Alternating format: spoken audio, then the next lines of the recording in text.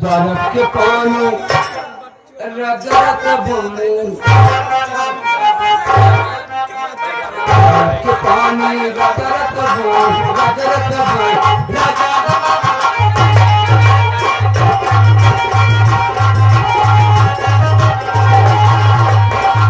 के पानी रगड़त बोल राजा है अपना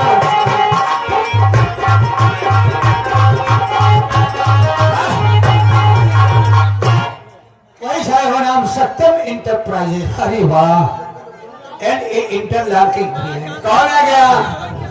जो कि आप बीडीसी के प्रत्याशी आप हैं। अच्छा, आप जलालपुर से आए हुए हैं। कहाँ से? जलालपुर से। जलालपुर से आए। आप पैकेज पर पुरस्कार दिए हुए हैं। अच्छा, सैया बाली उमरिया में कदर न जाने। आप सुनना चाहते हैं बाली में कदर न जाने? हाँ हाँ, कैसे कर ली? 21 का पुरस्कार दिए हैं। शुक्रिया। बाली वाली मैडम जी, आपका लास्ट गाना पूर्वी, बड़े भैया की फरमाइश थी, आप पूर्वी जाते अपने घर जाओ, खेल का समय हो गया है, हम खेल दिखाएंगे। पूर्वी जाके घर जाओ।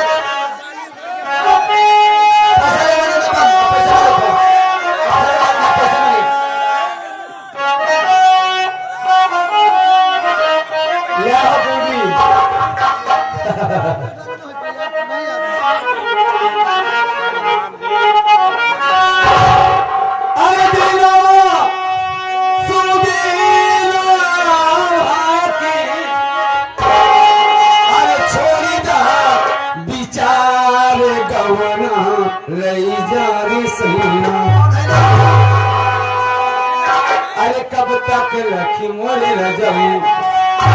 अरे पत्रा जल्दी से पंडित से दिखाई के ले चला हमको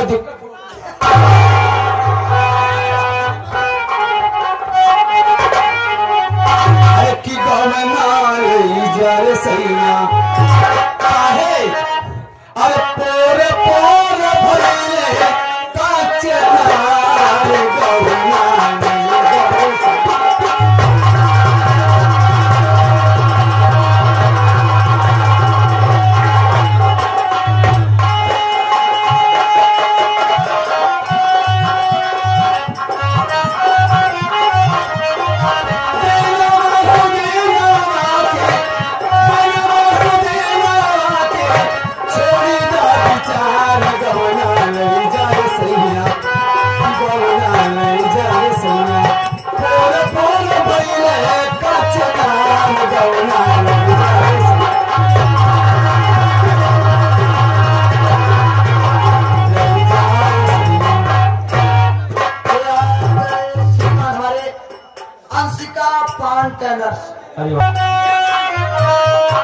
नहा के जवान भइलो लाखों पैसाली। नहा के जवान नहा के जवान नहा के जवान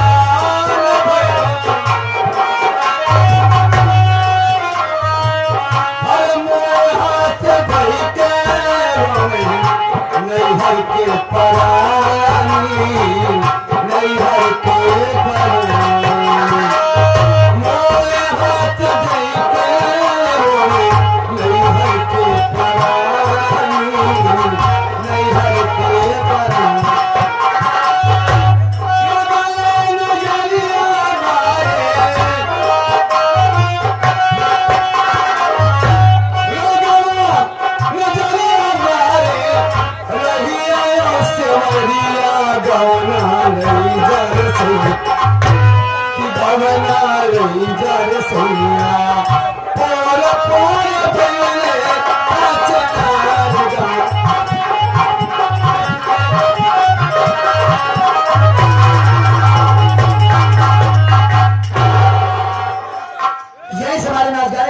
समाप्त होता है।